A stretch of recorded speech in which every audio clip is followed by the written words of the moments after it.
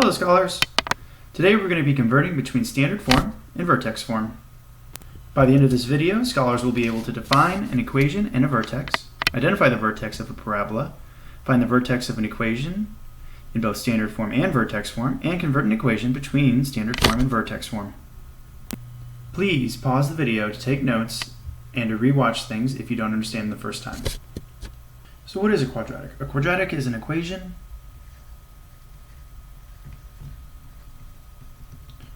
where x is raised to the second power.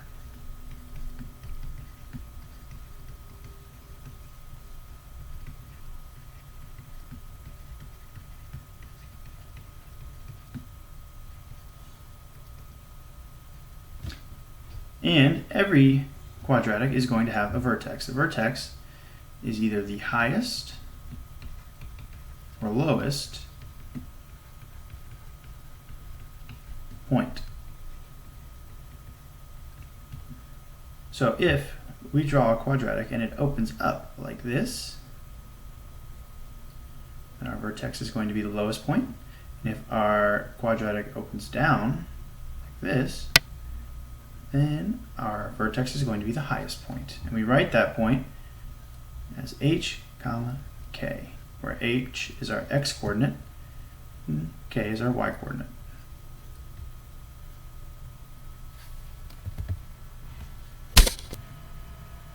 Quadratics are written in two forms. The first form is standard form, and it's written as y equals ax squared plus bx plus c, where a, b, and c are our constants. Constants. A is going to tell us whether our parabola opens up or down, depending on whether A is positive or negative. And the bigger A is, the skinnier our parabola is going to be. We're not going to get a whole lot of information from our A, but our C is going to give us our y-intercept, which is where our quadratic is going to cross the y-plane. For example, if we have y equals x squared plus 4x plus 2, our A is 1, it's just hiding right there in the front. Our B is 4, and our C is 2. Our second form is vertex form. It is written as y equals ax minus h squared plus k, where a, h, and k are constants. A is going to do the same thing as it did in our standard form. It's going to tell us whether our quadratic opens up or down, depending on whether it is positive or negative. Our h is going to be our x coordinate of our vertex, and our k is going to be our y coordinate of our vertex. Now we need to keep in mind that our vertex form is written as a negative h. So this is always going to be the opposite sign of whatever our coordinate is. So, for example, if we take y equals x plus 2 squared minus 2, our a is still going to be 1. Our x, or our h, is going to be negative 2 because it is the opposite. And our k is going to be negative 2 as well, which means our vertex is negative 2, negative 2. So how do we convert from our standard form to our vertex form? There's 3 steps. We have to first find our vertex, and we do that using the formula h equals negative b over 2a. And remember, our h is our x coordinate. Once we have our x coordinate in our standard form, we plug the values back in, and that gives us our y.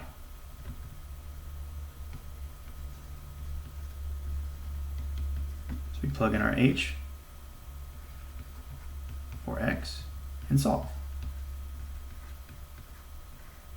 Once we've done that, we're going to identify what our a is, and then we plug those values in to our vertex form. Remember, our vertex form is a x minus h squared plus k.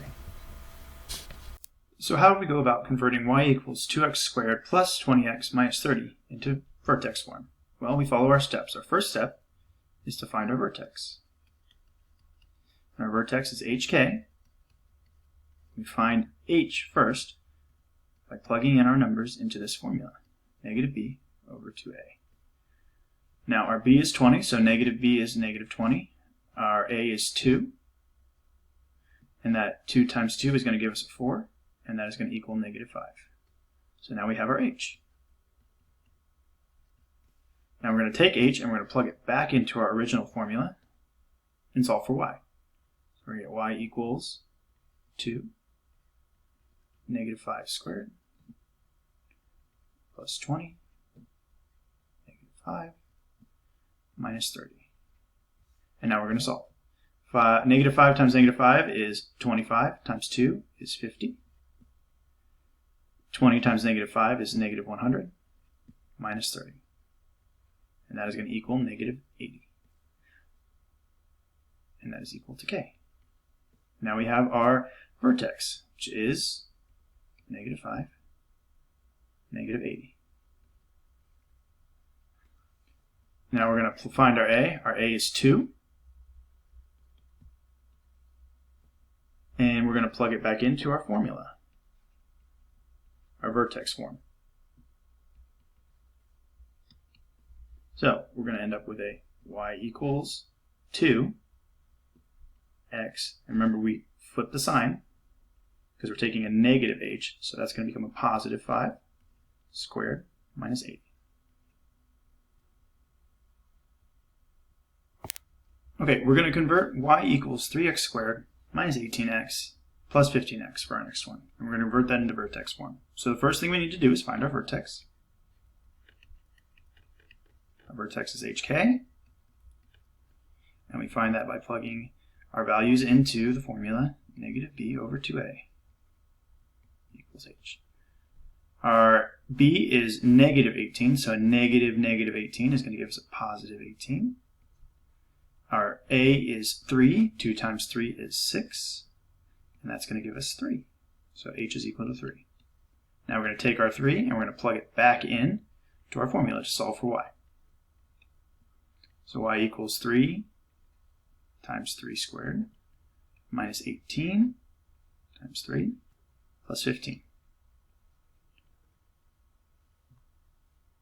And what that is going to give us is 27. 18 times 3 is 54 plus 15. Once we add our like terms together, we're going to be left with a negative 12. So our vertex is 3, negative 12. I'm going to let you guys fill in the next 2 steps. Pause the video, work it out, and let's see if our answers come together. Okay, we see that our a is 3, and once we plug it into the formula, we are left with a y equals 3x minus 3 squared minus 12. And that x is negative because we always take negative, the opposite of what our h value is. Now, how do we convert from vertex form back to our standard form? Well, the first thing we're going to do is we're going to multiply our binomial.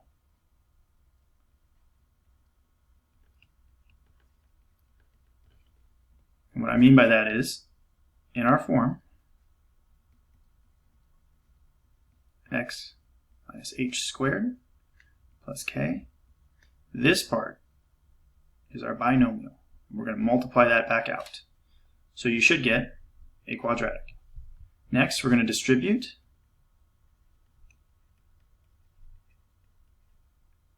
our a. So we should have something like this.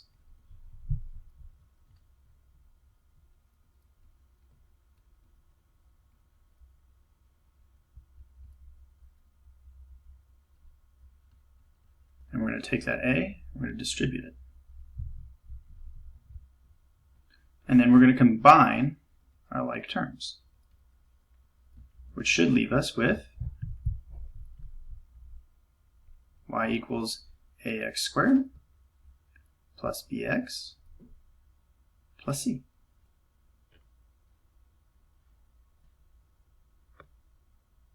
All right, let's go over an example. So we're going to convert y equals 5x minus 3 squared minus 9 into standard form. Now remember, the first thing we need to do is to multiply our binomial. And our binomial is x minus 3 squared. So we can rewrite this as x minus 3 times x minus 3. When we take x times x, we're going to get x squared. X times minus 3 is minus 3x. Minus 3 times x is minus 3x again. And minus 3 times minus 3 is positive 9.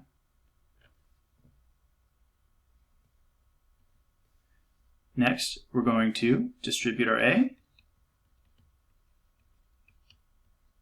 Remember, our a is 5, so we're going to have 5 times x squared. I'm going to take my two 3x's and combine them to negative 6x plus 9. It's going to give us 5x squared minus 30x plus 45. But remember, we're not done because we still have our negative 9 that we need to add with it. So once we combine our like terms, oops, that's us 30. We're going to have 5x squared minus 30x plus 36. Okay, we're going to do another example. We're going to convert y equals negative 4 times x plus 2 squared plus 15 into standard form. So the first thing we're going to do is we're going to multiply out our binomial. We have x plus 2 squared. We can rewrite that as x plus 2 times x plus 2. Multiply these across. X times x is x squared. X times 2 is 2x. 2 times x is 2x. 2 times 2 is 4. Now we're going to distribute our a.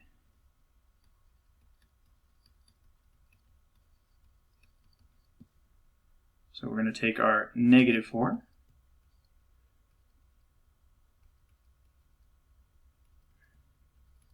plus 2x plus 2x.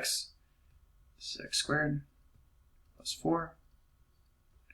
That's going to give us negative 4x squared minus 8x minus 8x minus 16. And then we're going to add our 15. And once we combine like terms, we're going to have negative 4x squared minus 16x minus 1. Okay, so let's try an application. A young scholar sees his friend sleeping in class. The scholar decides to throw a piece of paper at his friend to wake him up so that they don't get in trouble. Fortunately, the scholar misses and his paper hits the ground. The distance from the ground that the ball is modeled by the function h of t equals negative 16t squared plus 32t plus 4, where h of t is the height, or the distance from the ground in feet of the ball, and t is the number of seconds the ball is in the air.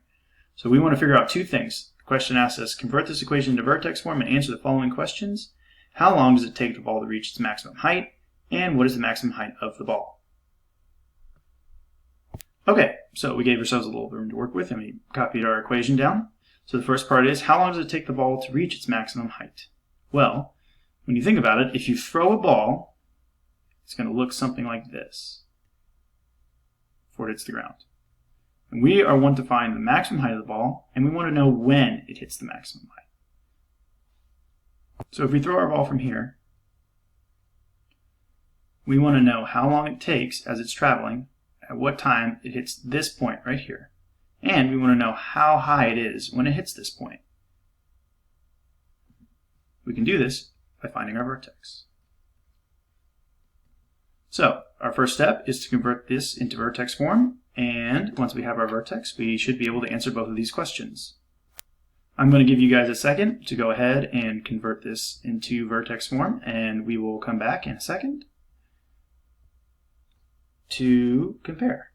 Okay, so Once you plug in your formulas, you'll see that negative 32 over negative 32 equals 1. So our h is 1. We plug that back in, solve for y. Y is 20, and our vertex form is right here. And that is going to give us the coordinate hk, which is 1, 20. Now what does this mean? How do we use this to solve these questions? Well, think about it. This point right here is our vertex. Our x is how far this traveled, or our h is how far this thing has traveled. And k is how high it is when we get there. So when it asks how long it takes to reach the maximum height, our answer is going to be 1 second. And how high does it get? Well, we know that it is 20 feet high. And that is how you solve this application. If you guys have any questions, feel free to rewatch the video or use the homework. Please complete your notes before class, and I'll see you there.